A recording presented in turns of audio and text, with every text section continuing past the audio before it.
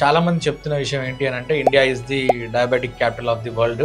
ప్రతి ఒక్కరికి షుగర్ వచ్చింది ఎందుకంటే ఇండియాలో ఎక్సెస్ రైస్ కన్సంప్షన్ చేస్తారు కాబట్టి. ఈ రైస్ వల్ల మనం షుగర్ పేషెంట్స్ అవుతున్నాం అంటారు, నిజమేనా? యాక్చువల్ గా రైస్ వల్ల ఎప్పుడు షుగర్ పేషెంట్లు కారండి, ఇన్సులిన్ రెసిస్టెన్స్ వల్ల షుగర్ పేషెంట్లు అవుతారు. రైస్ అంటే కార్బోహైడ్రేట్ కాబట్టి కార్బోహైడ్రేట్ కి సంబంధించి మనం ఏది తిన్నా సరే దాన్ని డైజెస్ట్ చేయడం కోసం మన బాడీలో ఇన్సులిన్ రిలీజ్ అవుతుంది. ఆ ఇన్సులిన్ ఎవరి బాడీలో అయితే ఎక్కువ రిలీజ్ అవుతా ఉంటుందో, ఎక్కువ సార్లు రిలీజ్ అయినా, ఎక్కువ పరిమాణంలో రిలీజ్ అయినా కానీ వాళ్ళకి షుగర్ వచ్చే ఛాన్సెస్ ఉంటాయి. కొంచెం రైస్ తీసుకున్నాం, ఒక కప్పు రైసే తీసుకున్నాం, చాలా చిన్న కప్పు, మళ్ళీ ఒక 2 గంటలకి చాలా చిన్న కప్పు రైసే తీసుకున్నాం, మళ్ళీ 2 అవర్స్ ఆగి చాలా చిన్న కప్పు రైసే తీసుకున్నాం. ఇలా మల్టిపుల్ టైమ్స్ మనం రైస్ తీసుకుంటున్నాం, బట్ స్మాల్ క్వాంటిటీనే తీసుకుంటాం. అందులో కార్బోహైడ్రేట్ ని డైజెస్ట్ చేయడం కోసం ఇన్సులిన్ వచ్చింది కాబట్టి నీ బాడీలో మల్టిపుల్ టైమ్స్ ఇన్సులిన్ వచ్చింది కాబట్టి నువ్వు డయాబెటిక్ పేషెంట్ అవుతావు. ఒక ప్లేట్ రైస్ నువ్వు తింటే నీకు డయాబెటీస్ రాకూడదు కదా. ఇక్కడ లాజిక్ ఏంటి అంటే నువ్వు ఒక్కసారి రైస్ తినలా, దాన్ని నువ్వు పోర్షన్ వైజ్ గా డివైడ్ చేసుకుంటూ మల్టిపుల్ టైమ్స్ తిన్నావు. సో అందుకని డయాబెటిక్ అవడానికి రీజన్ ఇన్సులిన్ రెసిస్టెన్స్, కానీ రైస్ కి దానికి ఎటువంటి సంబంధం లేదు.